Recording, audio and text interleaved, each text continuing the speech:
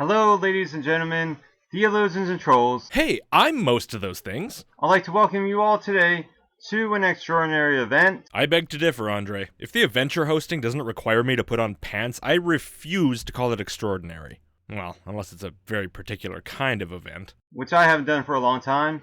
An indirect proof of God. Yes, I'd like to do for you all today an indirect proof of God. Why are you talking like a drunk circus ringmaster? Demonstrating the same way a magician pulling a rabbit from the hat, I'd like to demonstrate to you all today the absurdity of atheism. So, like a magician, you want to fool the audience into thinking you did something you know is impossible? Yes, the absurdity of atheism. May I get a witness? Hallelujah. Oh, this is gonna have a lot more than just one witness. Hallelujah! Now, atheism exists in my dictionary, same as it probably does in yours. In fact, I believe you can find it under A. Only dictionary I could find.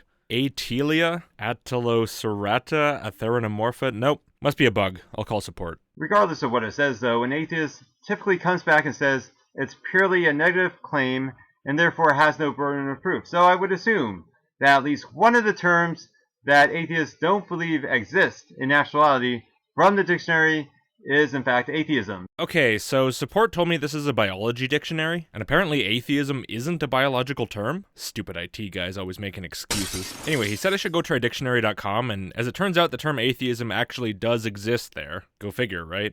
So in this sense, an atheist doesn't believe in atheism. It's right here.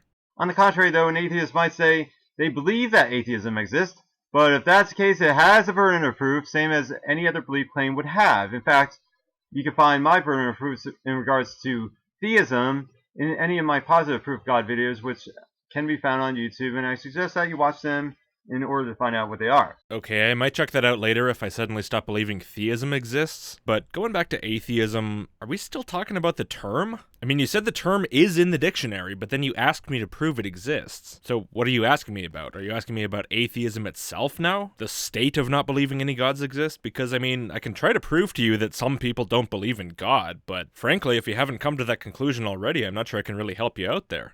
Hi, I'm Logicked, I don't believe in God. There. But you've heard that kind of thing from people before, so what do you want me to do beyond that? Get myself hooked up to a brain scanner and asked about God so you can check if my bullshit detector lights up? So, either way, whether or not an atheist says they don't believe in atheism, or whether or not it simply cannot be proven and it's purely a negative claim, so it doesn't really exist anyway. Negative claims do exist, at least as much as you can say any claim exists. The subjects of the claims, on the other hand. Either way, atheism has been defined into existence. May I get a witness? Defined into existence. Yeah, the word was. That's how words are made. But whether we defined a word for it or not, the people who don't believe in God still wouldn't believe in a God. I know that's a pretty outrageous claim, but I can't prove to you that I don't believe in a God beyond just telling you I don't and acting like I don't. And I also kind of don't care if you think that I'm a secret theist or whatever. You're just gonna believe whatever you want to believe about me anyway. So, meh. And the irony here is that this is the very claim that many atheists use against theism, that theism has been, or God has been defined into existence. That's not an argument against theism, that's a rebuttal to a few specific arguments for theism that do try to define God into existence. You know, word games like God is a being of maximum greatness includes existence and therefore God exists. That kind of thing. If you're not pulling that crap, you're not defining God into existence. Although I think I did see him in the dictionary once. So the purpose of the video here was simply, as in all my indirect proof of God videos, to demonstrate the absurdity of atheism. Okay, sure, great. Mission accomplished, my dude. So I hope you enjoyed my reductio ad absurdum, and have a nice night. Thank you. God bless. I sure did enjoy it. In fact, I enjoyed it so much I want to do another one. Good day to all. In it, though? This video will demonstrate the consistency of an all-knowing, all-good, and all-powerful entity as the ancient creator of the problem of evil, Epicurus, has defined God. Yeah, I'm pretty sure that's not originally his definition. First of all of these attributes imply absoluteness. It should be further mentioned that it's only these attributes in us, knowledge, morality, and willpower, that are necessary in order to realize truth in general. This is why only these attributes are necessary in order to define God. Knowledge, morality, and willpower are the only attributes necessary to define God. Alright, then here's everything you need to know about God. He knows a bunch of stuff, he's really nice, and he's really good at saying no to donuts. All-knowing implies a mind that's absolutely aware of not only beginning and end, but everything in between, including all unity of oppositions and all possible worlds. Unity of opposites seems like kind of a random thing to chuck in there, but sure, whatever. All-knowing means knowing all the stuff, we got it. Such knowledge further includes what we choose to include and or exclude by our freely willed decisions. Include and exclude.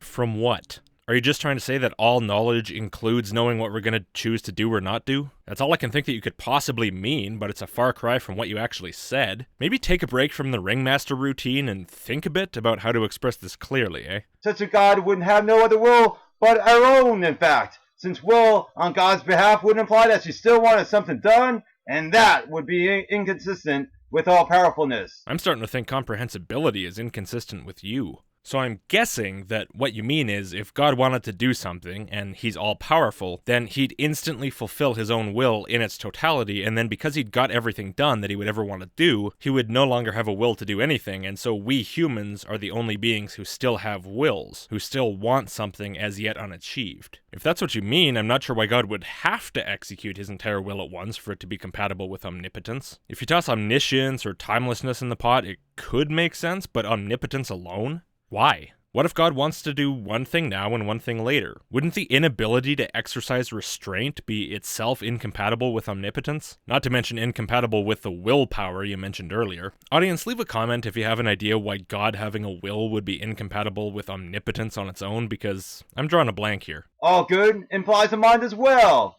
as morality is based on knowledge between good and evil. I'd say it implies a mind because morality is about how social beings treat each other, and that requires a mind, but tomato tomato. Such absoluteness, though, to be sure, must account for seemingly uncontrollable events like natural disasters and genetic disorders as well. Ah, you're going to address that in this video, are you? Fantastic. See, let me break the fourth wall here. My brother died at age 2 after a miserable lifelong battle with FG syndrome, so I'm personally interested in how you're gonna justify the omnibenevolence of the God who supposedly inflicted that horror on him and my family, when being omnipotent, he could have easily fulfilled any plan he had without the need for cruelties like that. By the way, audience, that was like 26 years ago, there's no need for condolences. By the way, I want to be clear because in another video I say that natural disasters don't count as evil, in my opinion, because evil only applies in a literal sense to an action that someone performs. And so when these events like natural disasters happen naturally and not by someone's will, it doesn't make sense to me to refer to them as literally evil. But when God does it, they're evil acts of God.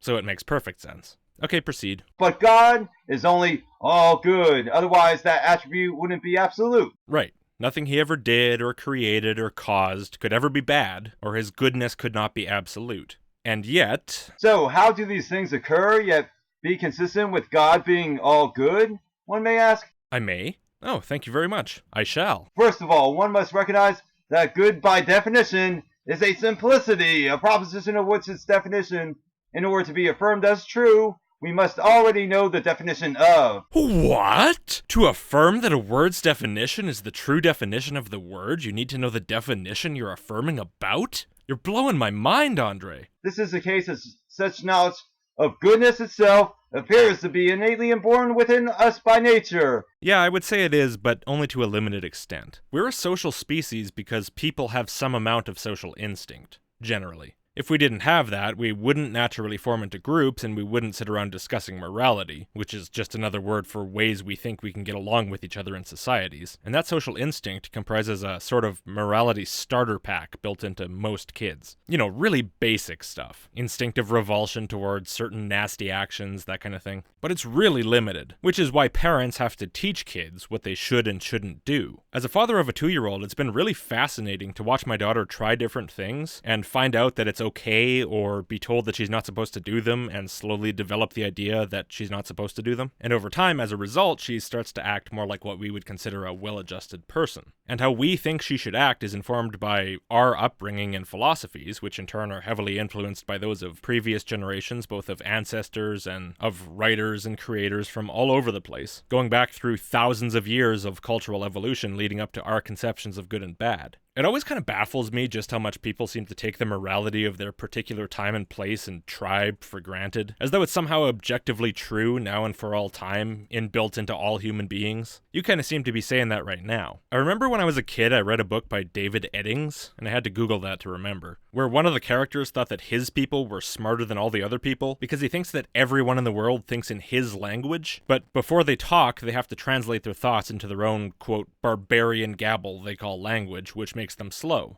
And the sheer stupidity of that line of thinking really stuck with me, and, well, I encounter it a lot, unfortunately. People who don't really seem to get how people work, in a lot of cases because their religion has trained them to make a lot of assumptions without really thinking them through. Just like how that kid thinks there's some default language that everyone thinks in and has to ignore if they want to change how they talk, Christians tend to think there's some default morality that everyone believes in and has to ignore if they want to change how they act, even though there's no reason but maybe wishful thinking to believe that either language or morality is anything more than a social construct made up by humans as a convenience to help deal with other humans. This is God in our lives. No, it's just us living our lives. Man, theism overcomplicates things. You know, I've probably said before that we have morality because as the kind of social beings we are, we need it, and that's true, but it makes just as much sense to say that we're able to be social beings like we are because of our sense of morality. Maybe it's different with other types of social beings like bees and ants, I mean, I don't really know, but at least in human societies and like orca societies and stuff, being social depends on us having a basic level of morality, and in turn our morality develops from how social we are. And that right there is a feedback loop. Two symbiotic, mutually dependent features reinforce and increase each other, growing from primitive versions of both morality and society into much more complex ones over time, which is borne out by history. So I've never really understood why people feel this pressing need to posit some kind of external entity that imbues us with a moral instinct, or an external lawgiver who gives us laws, when I can't even see a way for those not to occur by default. We become aware of the opposite of good only by things opposing it, such as disasters and disorders, as well as what we freely will. You become aware of opposites by seeing opposites. Wait a minute, is that why you brought up unity of opposites? Are you going for some kind of good can't exist without evil because it's defined as the opposite of evil and evil's defined as the opposite of good kind of thing? If so, fine. I mean, I disagree completely since you can define good without referring to evil at all. You know, good is giving someone a compliment and helping old ladies across the street. But if you think you can't, which I really think is the case now that the unity of opposites statement clicked in my head, that really makes it all make sense, then wouldn't that imply that evil had to coexist with goodness in God before the creation, since otherwise there's nothing against which good can be defined and so good can't exist? But if God is all good, then good has to exist? But that'd be another contradiction. An all good being can't have evil existing within him. Even so, all of these challenges are surmountable should we collectively choose to overcome them. Natural disasters and genetic disorders are surmountable? Yeah, sure. I mean, not necessarily all of them, I guess, but yeah, we can solve a lot of them someday. After a ridiculous amount of suffering has already occurred. And what does this have to do with the fact that God deliberately inflicted evil on the world unnecessarily, and so cannot be all good? In fact, I'd say the only ones with any semblance of goodness are us, since at least we're trying to do something to fix the problems he created. The problem is, even to this day, we have much more work to do to prioritize overcoming them. The sooner we will do so, though, the better, as such problems have become more devastating over time, the further entropy acts upon the world. Sure, maybe we can increase the budget for disease research and... Wait, entropy? Entropy makes us start to experience more natural disasters and genetic disorders? Andre, not to sound mean, but I think you need to grab a physics book and read a little bit more about entropy. I'm not saying you failed to understand it or that you're operating on some weird broken layman's understanding that you probably found on a blog, but okay, I kinda am though. Last but not least, God is all-powerful! Powerful enough even to rule out the aforementioned evils, it's true. Yep. At no inconvenience to himself, I would add. So what's your brilliant explanation for why he couldn't be bothered? But God's aggressive power is just as much balanced out by passive restraint. Oh wow, maybe you really did mean willpower earlier. God is omni-restrained. But I'm a bit confused now. I'm questioning if my interpretation from before is correct. See, what I thought you said was that God still having something that he wants to do is incompatible with omnipotence for some unstated reason, which I could only guess is that it somehow implies that he'd do everything he'd ever want to do all at once. But now you're telling me God has this incredible level of willpower that allows him to restrain himself from doing stuff, to put something off until later, Which is it? I mean, I'm genuinely confused. But okay, for now we're going with he restrains himself. So what? He really wants to not have created a universe in which people are obliterated by genetic disorders and volcanoes. But what he wants to do even more than that is not do that. And so he restrains himself into creating an evil universe. So God's either too lazy to help the people who he made to suffer, or he decided to restrain himself from helping so that he could sit back and watch them suffer more. Just to be clear, this is supposed to help your case, right? And it's for this balance that God's power is complete. I can't argue with that. If God's omnipotent, he'd have the power to choose not to help, even though he can. Obviously. But if he were all good, he wouldn't choose that. That's why we're arguing. In fact, it's from the latter attribute of restraint that free will is granted, whether for good or ill. For good or ill. So what, free will might even be a bad thing? Well, then why would an all-good God create it? Well, either way, your argument's meaningless. My brother would not have had less free will if he wasn't born with a fucked up disease and struggled through his entire life and died at age 2. People don't have reduced free will if they don't drown in tsunamis. And I'm not just talking about natural stuff. I mean, there's no more excuse for the existence of human-caused evil, but since I talk about that in my Deflating Atheism Part 3 video that either just came out or is going to come out really soon, I'm not going to repeat myself here. But could you at least own up to the fact that people without FG syndrome have just as much free will as people with it, and so your argument makes zero sense when it comes to natural events? Unfortunately, most people have chosen sin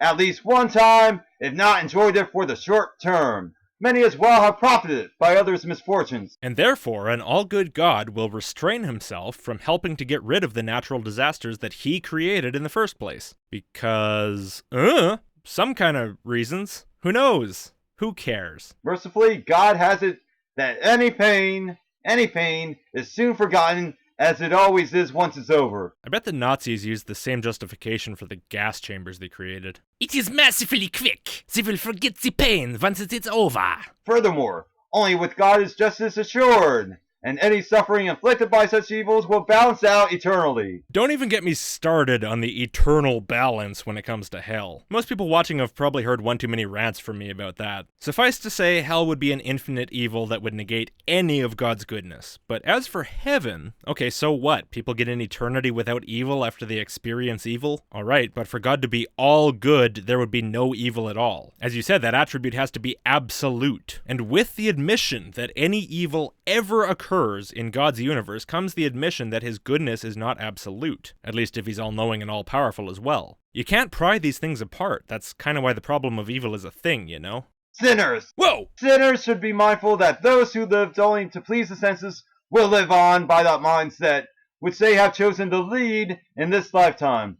But, as the senses will no longer be satisfiable beyond the body, that mindset will prove to be hellish. Eternally! Right, exactly. God set things up with the intention that some people were going to suffer eternally. And not even for anything that matters, really. Oh, you like using your senses, do you, human? Well, enjoy this comically evil, ironic punishment while I stroke my celestial cat and cackle. Like, damn, man, overreact much? Or in other words, he's at least as infinitely evil as he is infinitely good, so how can he be either? But I'm refusing to talk about hell right now, so move on. This is what all religious sects, forewarn people of. In general. No, it was only the most shitty manipulative religions that said that. And don't pretend like nobody thinks it's an actual literal hell where people go to get tortured forever in fire. Just because you can come up with a slightly more palatable sounding version of these threats doesn't mean you get to lie and say that every religious sect really means what you say and not what they say. God is always within us, but when petitioned to by prayer, our requests are given extra consideration. Our requests are given at your consideration? I don't even have a guess about that one. Yet, so as not to trample on the will of others or over the paths we have chosen, such requests are not always answered unless the request is otherwise necessary for the world to achieve the only goal worthy of God, heaven on earth. If the only goal worthy of God is to create heaven on earth, and that's what he wants to do, then why would he do other things, fulfill unworthy goals, put people in a world full of suffering?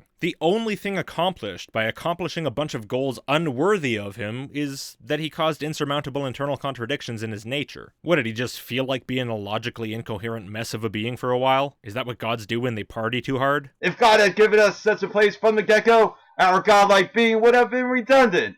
There only need be one God after all, and without purpose, which is related to choice. Oh, I see. For some reason, if God does the thing that's worthy of him, he becomes redundant. So he has to try his best not to fulfill his purpose and not do anything that's worthy of him, but only for some arbitrary amount of time. Eventually he can do it, and in the meanwhile he should do a bunch of evil stuff, until finally the immovable object of his omni-willpoweredness gives out under the pressure from the unstoppable force of his omnibenevolence, and he finally creates heaven on earth and becomes redundant and buggers off never to interfere with the universe again.